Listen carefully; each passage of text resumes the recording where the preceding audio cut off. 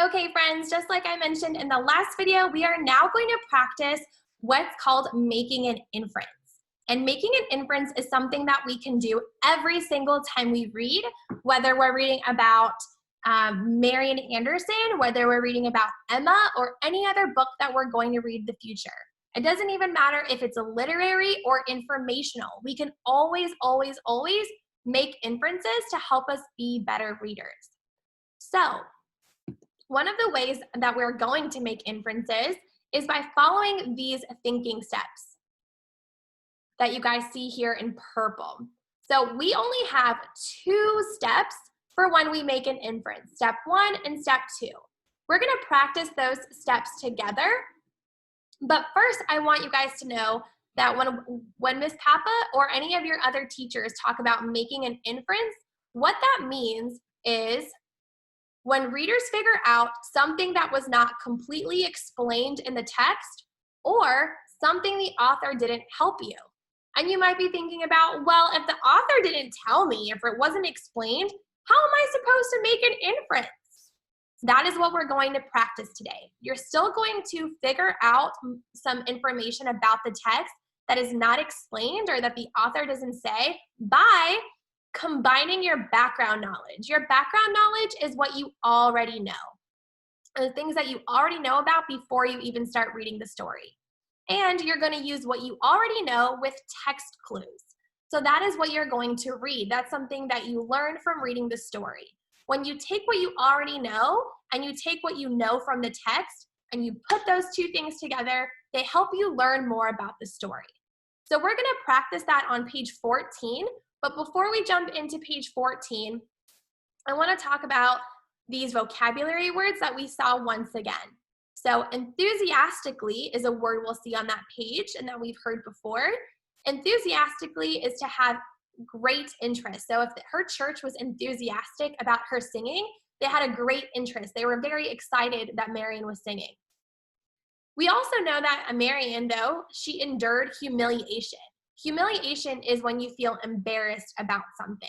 So she might have been embarrassed about where she sat on the train or not being able to get a hotel room. Those are all things that are embarrassing or humiliating. And she endured this humiliation, and endure means to continue or to last for a long time. And this happened for a long time, we already know, because of Jim Crow laws. So now that we remember a little bit more what page 14 is about, we're going to use these steps to practice making inferences. So I'm going to read this page again.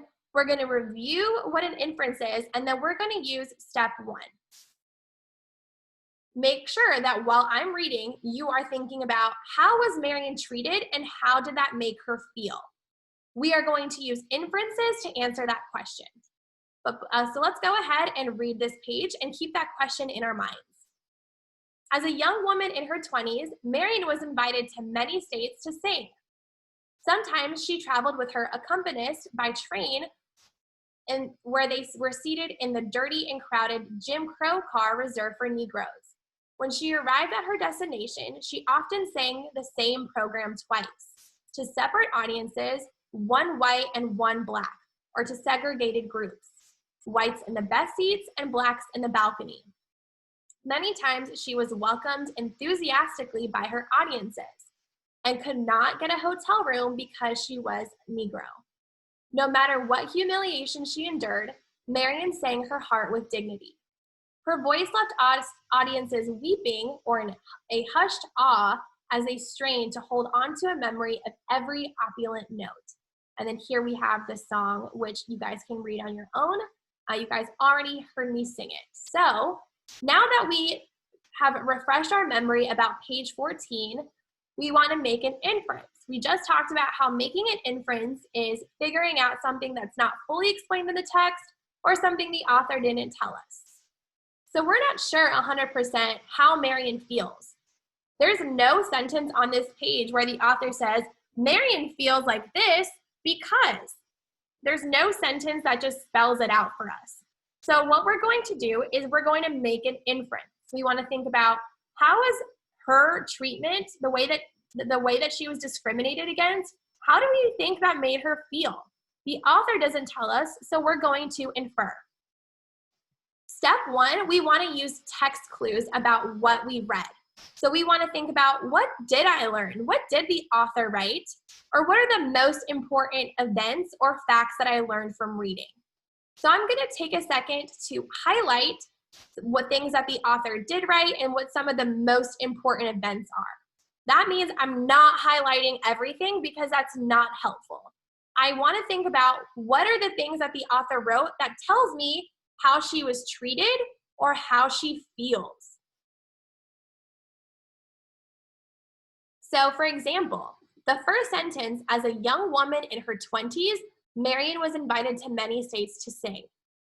I'm not going to highlight this because this doesn't tell me how she was treated or how she feels. So again, we're looking for those clues that are going to help us answer the question.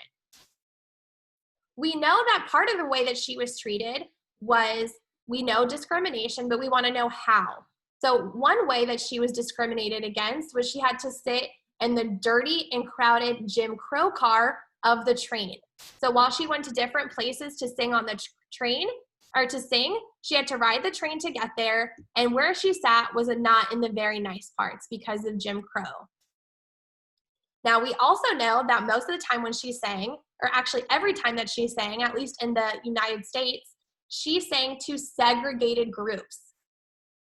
We know from the text and from the vocabulary we've talked about, that means that there was whites in one group and blacks in another, that they were segregated or separated. So she wasn't allowed to have an audience where everybody was together. And I think that's probably important because she's a singer and she's performing. So her audience is important to her, and the fact that all of the people who want to hear her sing can't be together does not seem very fair. So that tells me again how she was treated. Both of the things that I highlighted give me clues about how she was treated. Now this next sentence too is important because it points out how unfair the way that she was treated. We know that her audience welcomed her enthusiastically. And we talked about how enthusiastically means excited. People were so excited that Marion was coming to sing, but then she couldn't get a hotel room. That doesn't seem fair. People were excited she was coming. She was a famous performer, so she was allowed to sing on the stage, but she couldn't stay in a hotel room? That doesn't make any sense. That's because, again, because of discrimination and segregation. She couldn't get a nice hotel room, not because of her singing, but because of the color of her skin. And even though that she was somebody who was respected and somebody that people were excited and enthusiastic about, the color of her skin was still something that was that made it so people were unfair to her. And we know that this was humiliating or embarrassing because we see that the author uses that word. So now I'm getting more clues about how she feels. These things, this is another text clue that we know this was humiliating. And if she felt humiliated or this treatment was humiliating, that means embarrassing. And nobody likes to feel embarrassed. So that word is going to be really important to help me explain how she feels. Now I think that's plenty of text clues, and now we're ready for step 2. So we want to keep these text clues in mind, and now step 2 is going to be all about what did we know before we started reading. So let's get ready for step 2. Okay, so now I'm going to actually keep all of those clues that I highlighted to remind me of the text clues I found in step 1. Now that I've found my text clues that help me answer the question, we're ready for step 2, which is to use our background knowledge. Our background knowledge, if we look at our chart, means that we are going to think about, what did you already know before you started reading? Now, everybody knows lots of things, but what did you already know about the things in the story? Think back to those videos that we watched at the beginning. What did we already know about Jim Crow? What did we already know about segregation? Those are things that we talked about before we even started reading the story. So those are things that are part of your background knowledge because you learned more about them while you were reading, but those are things that you knew about already. So we want to think about, how does that background knowledge help us understand? Because we talked about Jim Crow, I knew that those were laws that were unfair. And because we talked about segregation, I knew that those laws were unfair because they treated people differently based on the color of their skin. And we even found an example here in the text about how it was unfair. People were excited that she was singing, but she wasn't allowed to stay in a hotel room. That doesn't seem fair at all. So now I want to take all of that together and I want to make an inference. We are going to use these inference sentence stems to put our inference into words. So we can say things like, I infer. This could mean. It could be that, my guess is, perhaps, or maybe. All of these sentence stems are ways that we can express how we're figuring out something that wasn't completely explained in the text. So now let's think about our question. How was Marian treated and how did it make her feel? I'm going to answer that question down here below, and I'm going to choose a sentence stem. It could be that. So it could be that Marian felt embarrassed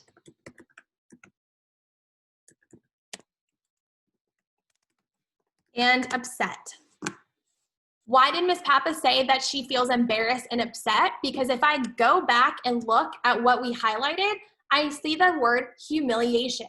And we talked about how humiliation means embarrassed. So that's not something that came out of the text. That was something that I already knew. So I know that she felt that the word humiliation means embarrassed. And because I see that in the text, it gives me a clue that that was a feeling she had.